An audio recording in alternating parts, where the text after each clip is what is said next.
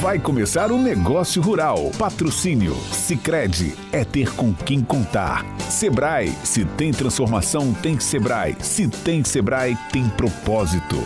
E Orvel, a sua concessionária Renault no Espírito Santo.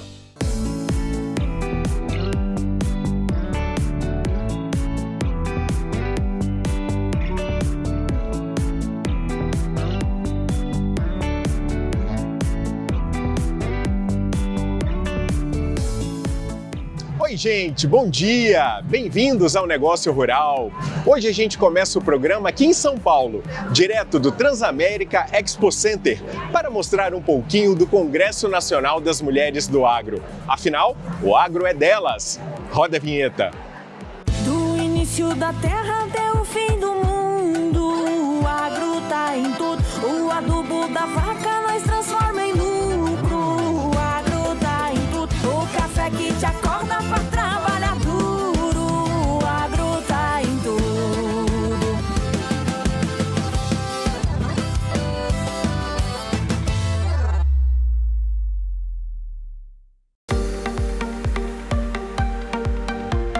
O agro tem muitas vozes, mas aqui ele tem identidade. Afinal, o agro é delas. Nós somos inúmeras mulheres que participam do agronegócio de maneira direta e indireta. E a gente, ao longo dos últimos anos, eu acredito que dos últimos 10, 15 anos, as mulheres elas passaram a se inteirar um pouco mais em relação ao setor, a buscar entender, mas o que elas fizeram? Buscaram conhecimento. Quando a tecnologia chegou no agro com força total, eu acho que aí as mulheres entraram de cabeça. E hoje a gente vê mulheres em todos os segmentos do agronegócio. Quando elas se reúnem, não é só um evento, é criação de laços, alianças e movimento. Cada história tem a sua própria estrada, mas todas seguem a mesma direção: produzir com propósito. A minha família sempre foi do agro. Cresci na roça, vivi na roça, com pé no chão, pé na areia. É paixão? Depois que entra nesse universo do agro, se apaixona? Apaixonante. E foi São Paulo a cidade escolhida para esse encontro, que já virou referência, o Congresso Nacional das Mulheres do Agronegócio. A nossa primeira edição, tivemos aí 600 mulheres e hoje a gente tem mais de 3.000 mulheres e o nosso propósito é isso, é fazer com que mais mulheres estejam presentes aqui dentro do CNMA. Vocês viram aí que aqui no Congresso Nacional das Mulheres do Agro tem gente de todo o Brasil. E não é que eu encontrei uma comitiva direto do Espírito Santo? A Mariana Paganini está aqui no Congresso junto com várias mulheres do Espírito Santo para poder aprender, para poder ouvir e também para ensinar um pouco, né, Mari? Esse é o intuito dessas mulheres estarem aqui? Exatamente, Bruno. A troca de informações, no Congresso é o que faz a gente levar a diferença para o nosso estado e trazer também a nossa experiência. É aprendizado o tempo todo, do início ao fim, da abertura até o encerramento, e é o que a gente veio fazer aqui.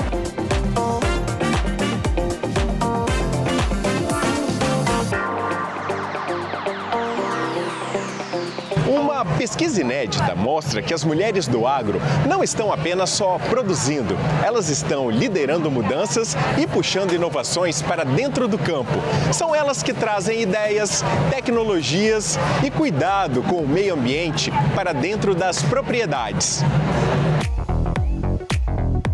82%, tanto homens quanto mulheres, associam a mulher como uma pessoa muito criativa e que consegue trazer novas soluções, novas formas de pensar para dentro do agro e que também ela tem um papel muito complementar ao homem. Sustentabilidade é natural dela e ela vê isso como muito natural do campo. E a questão da tecnologia, porque a tecnologia está aí, ela se interessa pela tecnologia, especialmente pela diferença que ela pode fazer. Hoje elas ocupam posições de comando, decidem, gerenciam, assumem riscos, negociam, lideram negócios rurais com visão de longo prazo e resultados concretos. A sensibilidade da mulher para algumas áreas, ela traz um retorno excelente para a empresa e as empresas estão enxergando isso, Do lado do produtor, a gente também vê esse movimento crescendo, de mulheres vindo para o negócio, as filhas, a parte de sucessão sendo mais feminina do que os anos anteriores que a gente via. Então acho que tem sim espaço para crescer e vai continuar crescendo. Eu gosto muito de agregar valor e gosto e amo o que eu faço. Então fui trazendo os engenheiros comigo nas fazendas para eles sentirem lá o dia a dia da fazenda, como que é um embarque de animais. Isso eu acho que fez toda a diferença. Eu trouxe o time comigo. Eu já participo desse congresso há 10 anos, desde o começo. Estou há 23 anos nessa jornada. E tem mais, elas carregam um olhar cuidadoso sobre o amanhã. Estão mais conectadas com temas ambientais e com sustentabilidade como estratégia de negócio. O início era muito masculino. Agora hoje a gente já vê muito mais o público feminino. Hoje a gente já vê outras alternativas para o agro, né? Assim, um leque de profissões muito grande, assim, atraindo o pessoal da cidade mesmo, tendo colocação para eles no ambiente da fazenda, né? Do café agroecológico aos grandes projetos de agricultura regenerativa, essa consciência está espalhada nos mais diversos biomas do Brasil. O Regenera Cerrado é um projeto que a gente gosta bastante porque ele tem o intuito de democratizar a informação sobre a agricultura regenerativa e criar essa informação também, né? Então é um projeto que reúne acadêmicos, produtores e também tem o apoio do setor privado, tem o apoio da CAGIL. A gente já tem os resultados dessa primeira fase, foram 12 fazendas envolvidas, mais de 11 instituições de pesquisa. Então você vê realmente que esse interesse da mulher de fazer uma coisa diferente, ele é muito latente. Um dos pontos altos do Congresso é a entrega do Prêmio Mulheres do Agro, que valoriza histórias de produtoras rurais de pequenas, médias e grandes propriedades. Essa premiação vai além daquele momento da cerimônia. Nós temos uma relação com essas mulheres aí de longo prazo, de capacitação, de mentoria, de participação em eventos e de contar essas histórias mundo afora e dar essa ênfase do quanto a mulher está transformando o nosso setor. Da agricultura familiar à produção em larga escala, o que todas elas têm em comum? A coragem de fazer diferente. A minha primeira missão é inspirar pessoas e formar pessoas, né? Eu sou uma professora e lá no nosso grupo de estudos, onde eu faço meu trabalho com os alunos, a gente trabalha o manejo de doenças em plantas de forma sustentável. A gente vem fazendo agricultura regenerativa, preservando as matas, as nascentes que rebanham a nossa propriedade chegam em Varginha, 40% do ribeirão que sai da nossa propriedade que abastece Varginha. Então eu acho que a gente está buscando essa sustentabilidade e deixar esse legado para as próximas gerações. Nós ganhamos o ano passado o prêmio como a fazenda mais sustentável do Brasil e também agora o nosso bebê, através de tudo que nós produzimos, a gente criou biosoluções através de todos esses nossos produtos e coprodutos. A Lucivanda foi a grande campeã na categoria Pequena Propriedade. Ela é lá do Ceará e você aí tem ideia do que a Lucivanda produz? Eu produzo rosas. Olha, tá vendo? Produtora de rosa, reconhecida por esse belo trabalho, pelo Prêmio Mulheres do Agro, aqui no Congresso Nacional das Mulheres do Agro. Como que é esse reconhecimento? É emocionante, é como se eu estivesse recebendo uma certificação de tudo que eu estudei, de tudo que eu fiz, de tudo que eu acreditei, de tudo que eu tive coragem de fazer. O CNMA, do primeiro a hoje, esse que está completando 10 edições, a gente fez conexões com mulheres do Brasil todo. A gente tinha mulheres de todas as regiões. A gente trouxe experiências desses movimentos de núcleos de mulheres e aqui a gente consegue expressar e ecoar essa voz. Dentre as muitas histórias aqui do CNMA, eu conheci a Gabi.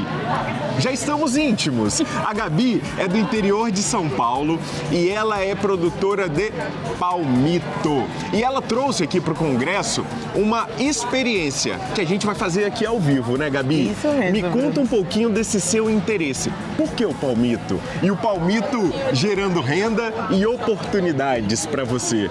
Há 20 anos que a gente planta palmito pupunha lá em Iporanga, a capital das cavernas. E é uma região que é 6% que resta da Mata Atlântica. Então, todo o trabalho que a gente faz é um trabalho educacional exatamente para você se apaixonar pelo pupunha, comer muito pupunha, que é o palmito mais sustentável. O que a gente tem aqui é um palmito, azeite, limão, um manjericão, uma folhinha de manjericão e um tomatinho cereja. E o que é isso aí que está na sua mão? Isso aqui é balsâmico em creme. E agora eu vou descobrir se Bruno cabulava ou não a aula de artes. Pronto, agora a gente experimenta? Tudo na boca pra você. Eu acho que eu vou fazer o seu dia mais feliz. É isso, gente. É bom. Ô, gente, eu sou mineiro, adoro queijo, mas o palmito faz toda a diferença nisso aqui. Agora vamos para a segunda experiência. Isso aqui é um brigadeiro. Isso é um brigadeiro. É um brigadeiro. De palmito com um toque de limão siciliano. Você não fala que é palmito. Você não fala mesmo que é palmito isso aqui, gente. É muito bom. Limão siciliano, granulado, tudo combina. Pode ter bis? Claro, eu vou ficar por aqui, gente, ó, experimentando o palmito. O Negócio Rural vai para um rápido intervalo. Já já a gente volta com muito mais para você aqui no programa. Até já!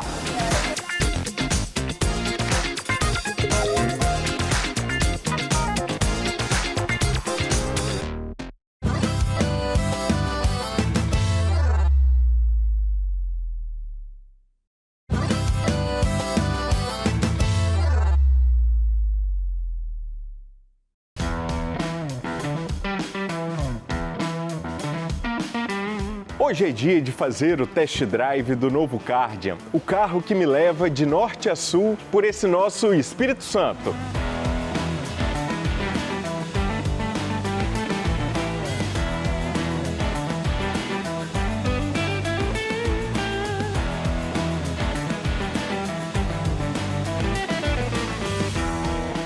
Deixa eu contar para vocês um pouquinho sobre a minha experiência ao dirigir o novo Kardian.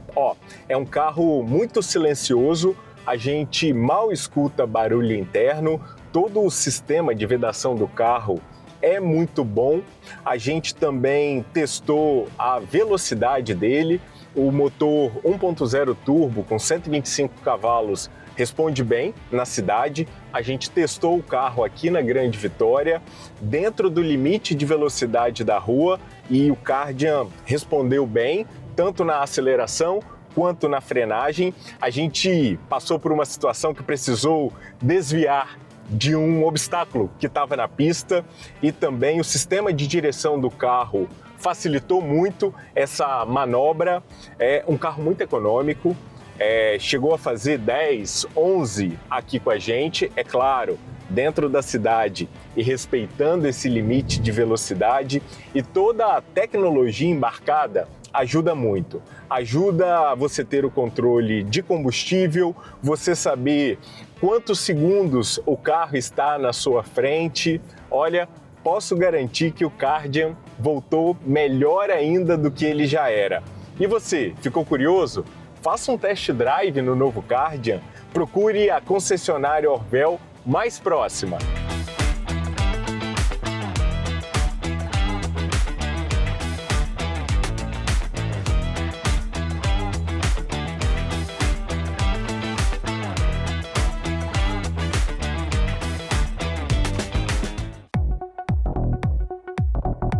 O Espírito Santo é especialista em café, é especialista na produção de gengibre, mas agora o Espírito Santo quer se tornar também especialista na produção de vinhos finos, com o projeto Vines, idealizado pelo Sebrae, junto com outros parceiros. E é sobre isso que a gente vai falar. Hoje a gente vai ter uma conversa aqui com o Pedro Rigo, superintendente do Sebrae, sobre uma saborosa experiência gastronômica que o Espírito Santo passa a vivenciar a partir de agora. Pedro, bem-vindo ao nosso podcast Negócio Rural e Sebrae On. Mais uma vez, senti falta de você esse mês, tá? Ah, é? É, Nós senti não falamos falta. esse mês, não? Não nos falamos então esse mês. Pedro, bem-vindo. Explica para quem está em casa o que é o Projeto Vines. Olha, o Projeto Vines é um projeto que o Sebrae formulou com a intenção clara da gente, de fato, colocar o vinho capixaba na mesa do capixaba. E eu quero explicar depois exatamente isso. Não é que a gente quer colocar um vinho porque não tem o vinho. Eu quero falar daqueles que já trouxeram até agora no Espírito Santo, uma história de 30 anos, o vinho capixaba. Porque não é fácil, né? Mas o que nós entendemos é que da forma que nós estávamos, a gente não conseguia hipótese nenhuma, produzir um vinho fino aqui no Espírito Santo. Porque é um projeto muito antigo que veio estimular o produtor a plantar uva de mesa. E os vários produtores capixabas tentaram até hoje produzir um bom vinho fino a partir de uva de mesa. E nós entendemos que não dava, que não tem jeito. Eu quero destacar aqui, temos 2 produtores capixabas que com muita luta eles conseguiram produzir um bom vinho a partir de uva de mesa, mas ele desistiu, olha que gravidade, ele desistiu de fazer vinho fino com uva de mesa e começou a comprar uva fora do Espírito Santo. E hoje nós temos que no final de semana, o Martiello de Santa Teresa, que já está no vinho, um dos melhores do Brasil na categoria Gran Reserva, mas produzindo um vinho a partir de uma uva lá da campanha gaúcha. E eu falei, não pode, nós temos as condições de ter uva, de plantar uva e colher uma uva que dê um bom vinho, como todo mundo tem. São Paulo tem seu vinho de referência, Minas Gerais tem, Brasília tem, Bahia tem, para ficar só no entorno. E por que o Espírito Santo ainda não tinha, de fato, um vinho fino produzido com uvas locais? Então, assim, eu quero sempre registrar o meu carinho, o meu respeito a todos esses que há 30 anos, no Espírito Santo, lutaram para produzir um bom vinho a partir de uva de mesa, e um deles, Santa Teresa, que é o Martiello, que hoje consegue bom vinho, mas com uva vindo lá da campanha gaúcha. E nós queremos que ele possa ter, e falava com ele esse final de semana, possa ter o vinho dele, continuar sendo campeão aí, mas com uvas produzidas no Espírito Santo. Esse é o grande desafio do projeto. Nós estimular produtores a plantar as uvas que já conhecemos, que é uma variedade, são variedades que já foram experimentadas em Minas, pela Epamig, com apoio da Embrapa, né? E que chegaram a umas variedades que nós conhecemos, Chirá, a Merlot, a Cabernet, a Franc, que tem dado muito certo, não só em Minas aqui. E nós entendemos e descobrimos e chamamos 4 produtores que já estão nessa batalha, sozinhos, plantando essas uvas, com manejo diferenciado, e a grande diferença é, não colhe uva em dezembro e janeiro, porque lá nós temos chuva, então essa chuva atrapalha essa uva, dá um teor de açúcar que precisa fazer um bom vinho, e esse manejo dessas mesmas variedades é para colher em julho e agosto, no seco e no inverno. Então, isso muda tudo. Então, esses 4 produtores foram alcançados, descobertos pelo Sebrae. Chegamos, entendemos as dores desses produtores. Entendemos as dores. Por que vocês estão sozinhos até hoje? Que batalha é essa? E a grande batalha é a produtividade dessa uva, é a viabilidade do negócio. Porque hoje a uva aqui no Espírito Santo, mudas trazidas de uma realidade de Minas, sim, que precisa ser pesquisadas aqui pelo INCAPER. Para adaptação, né? E o INCAPER assumiu essa tarefa para quê? Para que ela possa ser plantada aqui, para que essa variedade possa ser pesquisada, melhorada, porque o grande desafio é fazer com que essas uvas hoje plantadas aqui em 4 propriedades, que produzem 800 gramas, 700 gramas, quando muito 900 gramas por pé, elas possam produzir 2 quilos por pé. Só para a gente entender a diferença, para quem está nos ouvindo, a uva de mesa chega a dar 20, 30 quilos por pé. As uvas para vinhos finos, essas variedades, podem chegar a uma excelência na produtividade de 2 quilos por pé. Então, o projeto traz esse desafio. Estimular o produtor, dizer para ele da vantagem dessa uva, do vinho que pode ser produzido de altíssima qualidade, da produtividade, da rentabilidade e que existe sim possibilidade de estarmos aqui no Espírito Santo com um conjunto aí de produtores produzindo essa uva, essas variedades e fazendo um manejo diferente, que é o manejo que é a grande diferencial, que é a dupla poda que nós chamamos, para que a gente possa ter o Espírito Santo, o enoturismo, o vinho fazendo parte desse grande momento do turismo que a gente está vivendo. Nós temos altitude, nós temos clima e temperatura ideal, nós temos solo bom, mas a diferença estava no tipo de uva, né? A gente produzia aqui uva de mesa, que é a uva que a gente come no dia a dia. Para produzir a uva, para produzir um vinho fino como esse, é uma uva bem diferente, é uma uva pequenininha, né? Tem um teor de açúcar muito mais elevado e ela precisa de algumas condições básicas, você estava citando.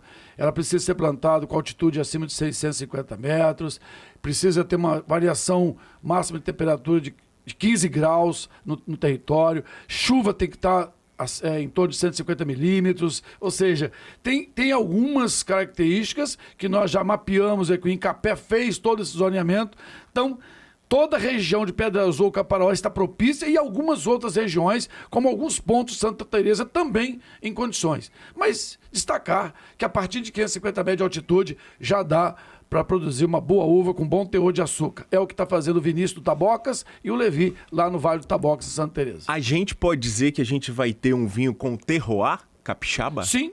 Porque é isso mesmo, como o café é, né? Então vai depender muito nosso ambiente aqui, toda essa variação, a altitude e a terra também, né? Então isso tudo combina para ter uma uva capixaba, né? Tem variedades que estão postas em todo o território nacional, nessas cidades que eu falei, mas ela terá também aqui o nosso terroir, a nossa característica e certamente o vinho capixaba, ele poderá ser diferente e disputar os melhores vinhos do Brasil. Ô Pedro, o projeto foi lançado recentemente, houve um evento para lançamento desse projeto e como é que está o murmurinho depois que o projeto foi lançado? Olha, as pessoas estão na expectativa, o Sebrae vai entregar agora os modelos de negócios, plano de viabilidade, vamos começar a fazer as visitas a propriedades, vamos começar com quem já planta uva de mesa, porque tem que dar oportunidade a esses que já sofreram tantos anos, né? O Matiello, da Cantina Matiello ali, que compra a uva de fora, está lá muito assim, esperançoso, ansioso para começar a ter, de fato, produtores no entorno dele, quer dizer, produtores de uvas em regiões propícias aqui do estado, para que ele possa comprar essa uva e produzir. Então, a expectativa é para quem já tem a cantina, para quem ainda não tem, para quem quer trazer, de fato, para a propriedade mais uma oportunidade de ganhar dinheiro e, principalmente, conectar isso com o turismo, porque nós somos a terra de italianos, de bons descendentes, bons experimentadores aí e conhecedores do vinho, e nós temos muita cervejaria. E cerveja com polenta não combina muito.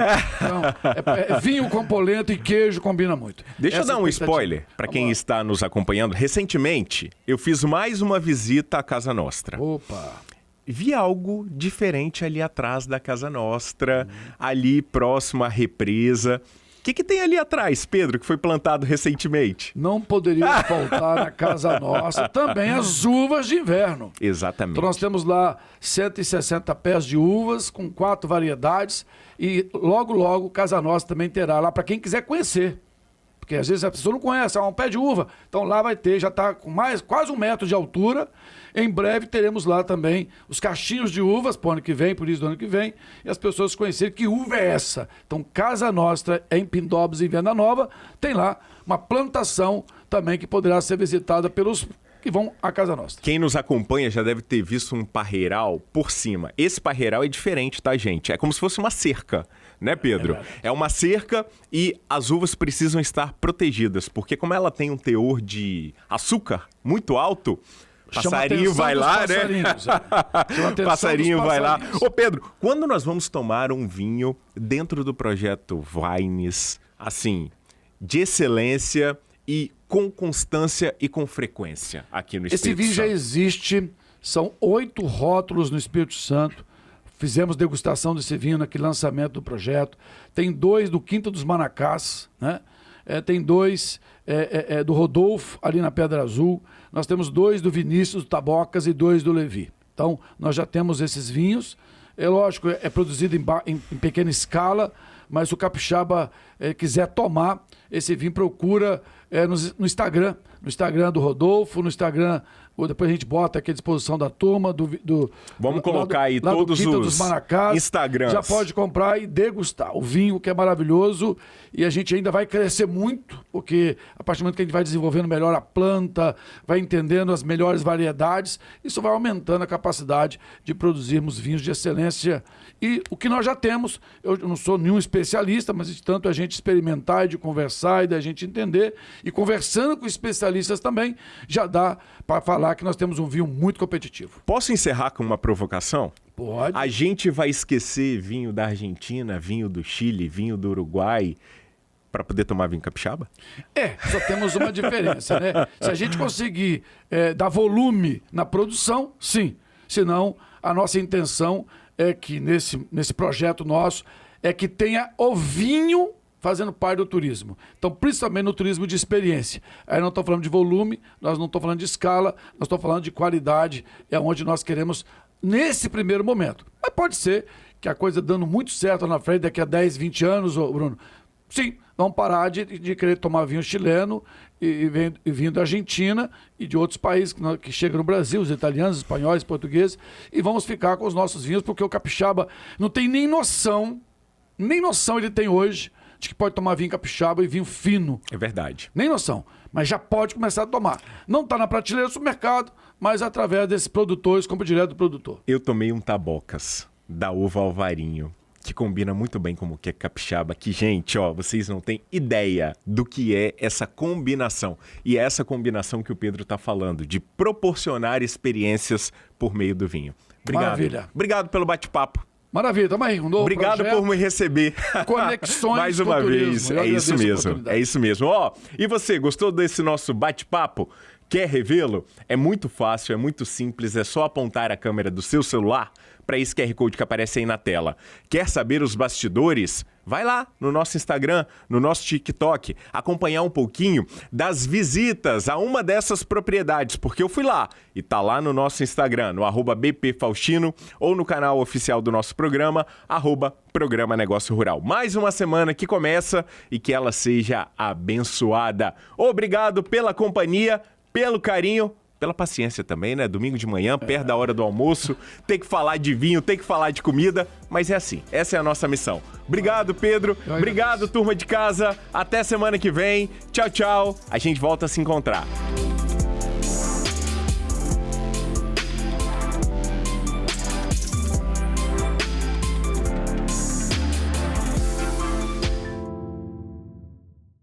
Você assistiu ao Negócio Rural.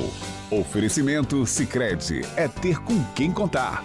Sebrae Espírito Santo, pessoas transformam negócios, negócios transformam realidades.